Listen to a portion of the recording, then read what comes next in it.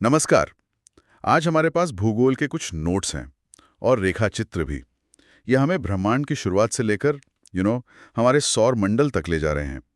तो चलिए देखते हैं इन स्रोतों में क्या खास बातें हैं, क्या मुख्य बिंदु हैं। शुरुआत करते हैं ब्रह्मांड की उत्पत्ति से। बिग बैंग थ्योरी, महाविस्फोट सिद्धांत। नोट्स कहते हैं कि ये सब करीब 13.6 अरब साल पहले शुरू हुआ। सोचना भी अजीब है, इतना समय। और ये भी लिखा है कि जॉर्ज लेमात्रे और एडविन हबल जैसे वैज्ञानिकों ने पाया कि खगोलीय पिंड दूर जा रहे हैं एक दूसरे से। तो क्या क्या इसका मतलब है कि ब्रह्मांड अभी भी फैल रहा है? बिल्कुल सही कह रहे हैं।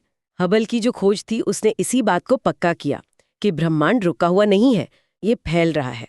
और ये बिग बैंग थ्योरी का एक बहुत बड़ा सबूत भी है। और देखिए, इसी फैलते ब्रह्मांड के एक कोने में लगभग 4.5 अरब साल पहले हमारा सौर मंडल बना। आपके नोट्स में नेब्यूलर सिद्धांत का जिक्र होगा, है ना? हाँ हाँ है। इमैनुअल कांट और लाप्लास वाला कि सौरमंडल धूल और गैसों के एक घूमते हुए बादल से बना, नेबुला से, जिसमें हाइड्रोजन और हीलियम ज्यादा थी। तो क्या इसी बादल से सूर्य और सारे ग्रह बने? हाँ बिल्कुल। वो जो विशाल घूमता हुआ नेब्यूला था, उसके एकदम केंद्र में वहाँ दबाव और गर्मी इतनी बड़ी कि सूर्य का जन्म हुआ। और जो बाकी पदार्थ बचा ना, उसी से फिर ग्रह बने, क्षुद्र ग्रह बने और दूसरी सारी चीजें। ब्रह्मांड की इसी अध्ययन को कॉस्मोलॉजी कहते हैं। वैसे नोट्स में ये भी दिया होगा कि हमारी आकाशगंगा के सबसे पास वाली बड़ी मंदाकिनी कौन सी है? हाँ, देवयानी, एंड्रोमेडा। हाँ। अच्छा, अब आते हैं इन खगोलीय पिंडों पर। नोट्स में तारे हैं, ग्रह हैं और उल्का पिंड भी हैं। ये वो हैं जो पृथ्वी के वायुमंडल में मध्यमंडल तक आकर जल जाते हैं। हाँ बिल्कुल, मध्यमंडल यानी मिजोस्फीयर तक। और धूमकेतु यानी कॉमेट्स भी हैं, वो बर्फ के छोटे छोटे खंड जो सूरज का चक्कर लगाते रहते हैं। पर तारों और ग्रहों में मुख्य अंतर क्या बताया गया है? प्रकाश का। हाँ, सबसे बड़ा अंतर वही है, प्रकाश का। तारे जैसे अपना सूर्य है, वो खुद की रोशनी से चमकते हैं, ल्यूमिनस बॉडी है।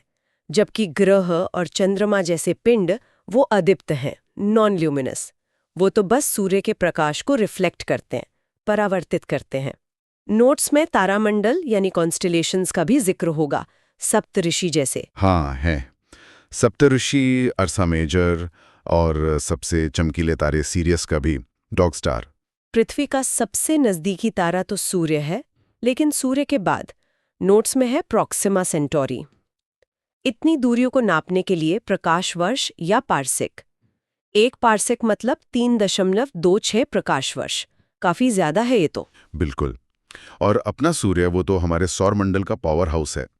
लगभग पूरा का पूरा हाइड्रोजन और हीलियम से ही बना है। 73% हाइड्रोजन, 25% हीलियम। और पूरे सौरमंडल का 99% द्रव्यमान अकेले सूर्य में है। साइज में देखें तो पृथ्वी से 109 गुना बड़ा। सोचिए। और उसकी रोशनी को हम तक आने में ही 8 मिनट 30 सेकंड लग जाते हैं। हाँ, और सतह का तापमान भी देखिए, करीब 56,000 डिग्री सेल्सियस। केंद्र का तो खरबों में है। 15.5 मिलियन केल्विन।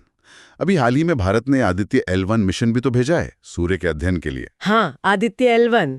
ताकि सूर्य के बाहरी वातावरण को समझ सकें। खैर, सूर्य के बाद अब ग्रहों की बात करते हैं। नोट्स में 8 ग्रह हैं और 2 ग्रुप में बांटा गया है, पार्थिव या आंतरिक ग्रह, टेरेस्ट्रियल या इनर प्लैनेट्स, और दूसरे बृहस्पतीय या बाह्य ग्रह, जोवियन या आउटर प्लैनेट्स। ये बंटवारा क्यों है? क्या इसका संबंध वो नेबुला वाले सिद्धांत से है? हाँ बिल्कुल है, सीधा संबंध है। देखिए, सूर्य के पास गर्मी ज्यादा थी, तो वहां भारी चट्टानी पदार्थ ही टिक पाए और वही जमा होकर छोटे ठोस ग्रह बन गए। बुध, शुक्र, पृथ्वी, मंगल, इन्हें ही पार्थिव ग्रह कहते हैं। और सूर्य से दूर जहां ठंडा था, वहां हल्की गैसें और बर्फ जमा हो गईं। और उनसे बने विशाल गैसीय ग्रह बृहस्पति, शनि, अरुण, वरुण, इन्हें बृहस्पतीय या जोवियन कहते हैं।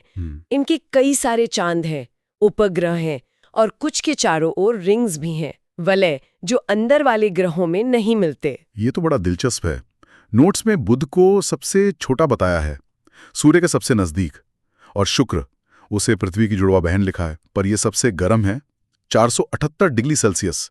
सुबह का तारा, शाम का तारा भी कहते हैं इसे। हाँ, शुक्र का तापमान उसके घने वायुमंडल की वजह से है, ग्रीन हाउस इफेक्ट। पृथ्वी तो अपना नीला ग्रह है ही, एक ही प्राकृतिक उपग्रह है चंद्रमा, और मंगल लाल ग्रह है आयरन ऑक्साइड की वजह से। और हाँ, सौर मंडल का सबसे ऊंचा पर्वत ओलिम्पस मॉन्स वो मंगल पर ही है। ओलिम्पस मॉन्स, वाह। अब बाहरी ग्रहों की बात करें, बृहस्पति सबसे बड़ा, इतना बड़ा कि सारे ग्रह इसमें समा जाएं। हाँ, लगभग। और इसमें वो ग्रेट रेड स्पॉट है जो एक सदियों पुराना विशाल तूफान है। इसके उपग्रह भी बहुत है, 79 से ज्यादा। गैलीलियो ने जो 4 बड़े खोजे थे, उनमें गैनीमेड सौर मंडल का सबसे बड़ा उपग्रह है। गैनीमेड, बृहस्पति का चांद। और फिर शनि, इसके छल्ले तो बहुत फेमस हैं। नोट्स कहते हैं कि ये बर्फ और चट्टानों के टुकड़ों से बने हैं। और एक और मजेदार बात लिखी है, शनि का घनत्व पानी से भी कम है। मतलब अगर कोई बहुत बड़ा स्विमिंग पूल हो तो शनि उसमें तैरेगा। बिल्कुल, सैद्धांतिक रूप से हाँ। ये अपने साइज के हिसाब से बहुत हल्का है। इसके भी 82 से ज्यादा उपग्रह हैं। सबसे बड़ा है टाइटन। टाइटन, शनि का सबसे बड़ा चांद। फिर आते हैं अरुण और वरुण, यूरेनस और नेपच्यून। इन्हें बर्फ के दानव कहा गया है, आइस जायंट्स। हाँ, अरुण थोड़ा अजीब है। वो अपनी धुरी पर लगभग लेटा हुआ घूमता है। इसकी खोज विलियम हर्शल ने की थी 1781 में। और वरुण की खोज तो वो सीधे टेलीस्कोप से नहीं हुई थी। पहले गणितीय गणनाओं से उसकी मौजूदगी का पता लगाया गया 1846 में। अच्छा, गणित से खोजा गया ग्रह। और आखिर में प्लूटो, इसे 2006 में ग्रह नहीं माना गया। मतलब लिस्ट से हटा दिया और बौना ग्रह बना दिया, ड्वार्फ प्लैनेट। अब ये कूपर बेल्ट का हिस्सा है। ये कूपर बेल्ट क्या चीज है? हाँ, 2006 में अंतर्राष्ट्रीय खगोलीय संघ IAU ने ग्रह की परिभाषा बदली और प्लूटो उस नई परिभाषा पर फिट नहीं बैठा। कूपर बेल्ट वो नेपच्यून ग्रह के पार एक बहुत बड़ा इलाका है, डिस्क जैसा।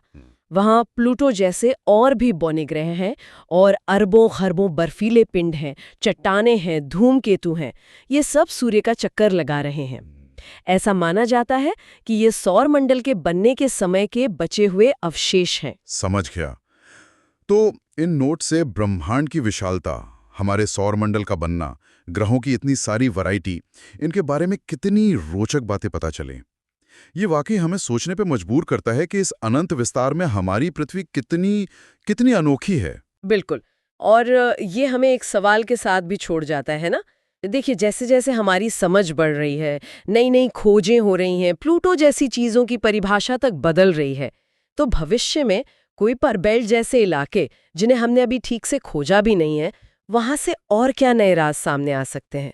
क्या वहाँ कुछ ऐसा मिल सकता है जो ग्रहों के बनने की हमारी समझ को, या शायद जीवन की संभावनाओं के बारे में हमारी सोच को पूरी तरह से बदल दे?